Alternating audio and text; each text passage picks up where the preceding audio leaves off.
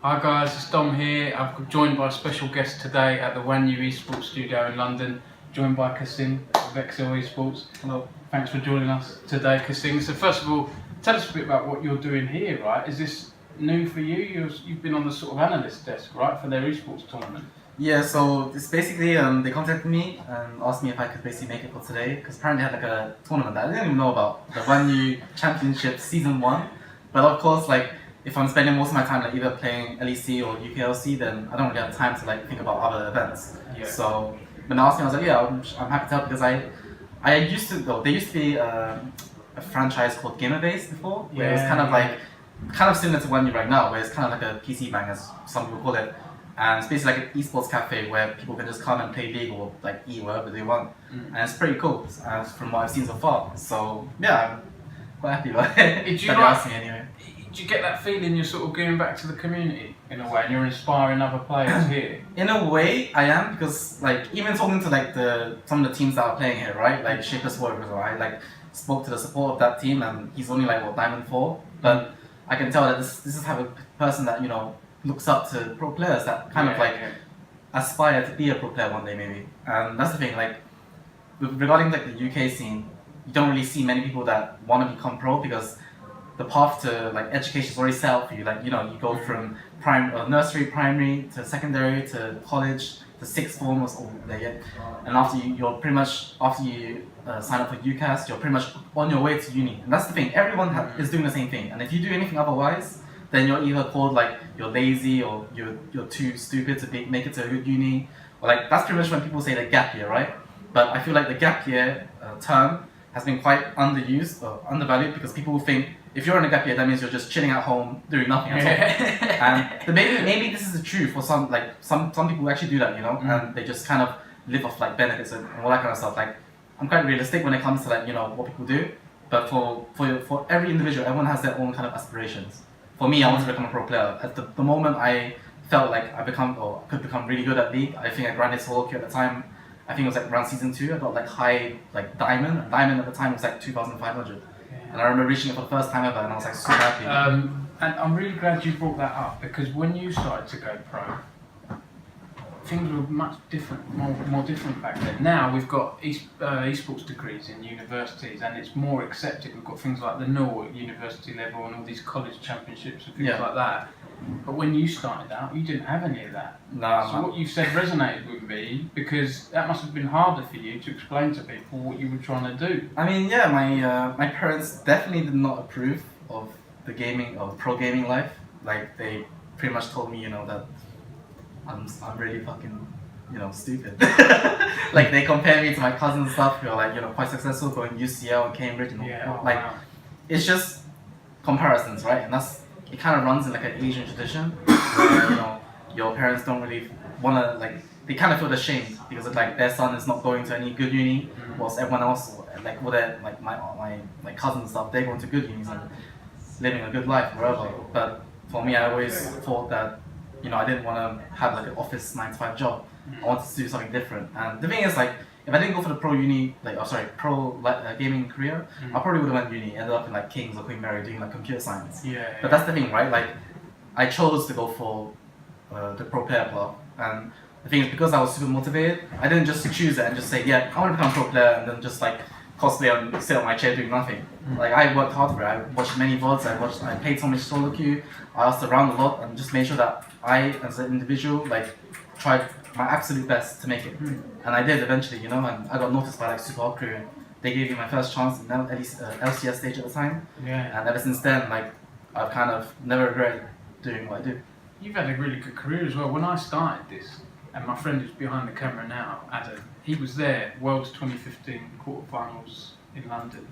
And I was fascinated because I was still learning about League Esports at the time, and I did it because it was my passion. And I, similar to you, learned what I needed to learn to be a journalist. And you were the only technically UK player at Worlds, so that inspired me as well. Can you reflect on your career? You've kind of gone full circle from UK scene. You're back at Excel UK now.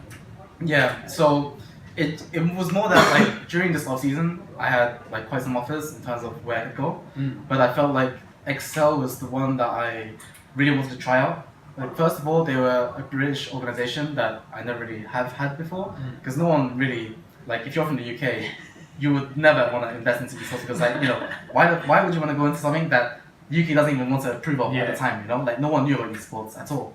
And I just felt like it was a big kind of risk to take.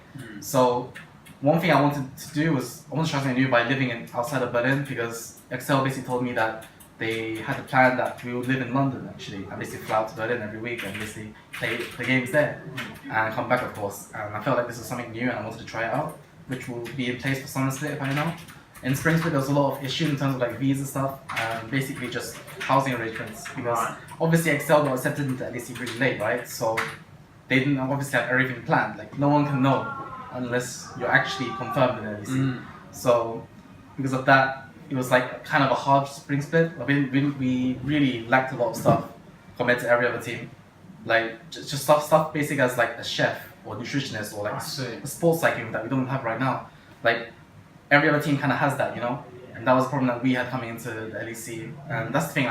Even though I kind of knew like that we would find these situations that we would know that there would be complications. Like I still thought that it's something I wanted to try. And of course the results haven't been the best, right? Like me personally, I've never been 9th my entire life. I've never been lower than 7th. And it's kind of like a shame because I feel my career or my brand has kind of gone downhill because of this. And obviously I can only say in words like how I feel, but I didn't show exactly that I deserve to be in like top in playoffs if anything, because if I did deserve it, I would be there. So what I can say is like for next split and Summer Split, that will be the split that I will actually try out like for my life, because I know that we can make it as Excel. Even though we had like a kind of a non-star-studded roster, like we had like what Exiler, Keijo, Expectory, and Jesper. But these are like technically 2 rookies, aka Keijo and Jesper. That's right, yeah. And Fabian was obviously in Euro before, but he had only played in like 1 split, and I felt like it's kind of hard to just mesh like that, you know, compared to other teams who already have like coaching staff and infrastructure and all that kind of stuff. Whereas Excel, we came into it completely new, completely brand new, literally, like with regards to what we do know and don't know.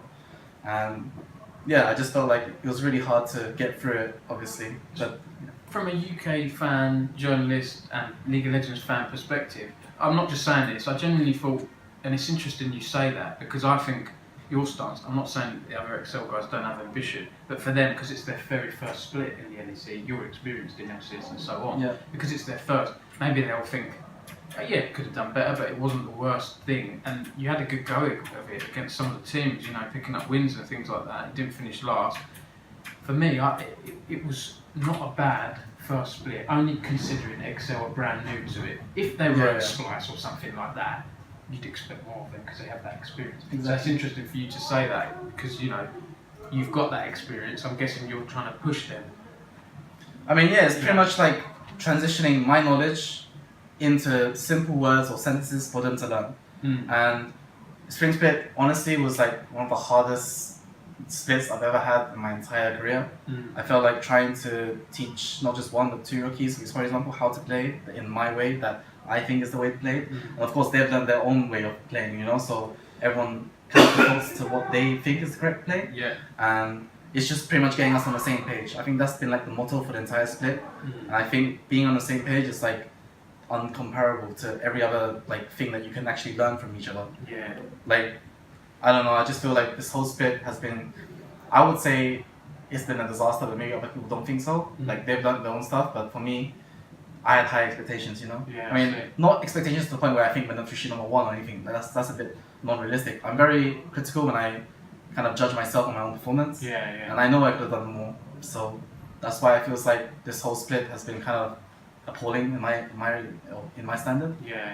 So yeah, it just kind of hurts when I see like people that you know, sometimes I read like comments on Twitter or Reddit that's just say, you know, Kasing's gone so bad, blah blah blah, watch that, but like these comments don't affect me. It's just I know it affects like my team of how they think of me. And I don't want to be seen as kind of like a deadweight, right? I want to be this like idea of this whole like, you know, I know Excel have pushed the idea of like having a captain and team leader and stuff makes it easier, but personally it's actually harder for me to actually like kind of reinforce this, because if everyone around you is saying that, oh, this guy's bad, or this guy is just not doing his job, or blah blah blah, it kind of makes me eventually doubt myself. Like, like not just me, but my teammates as well. You know, like, is this guy even good?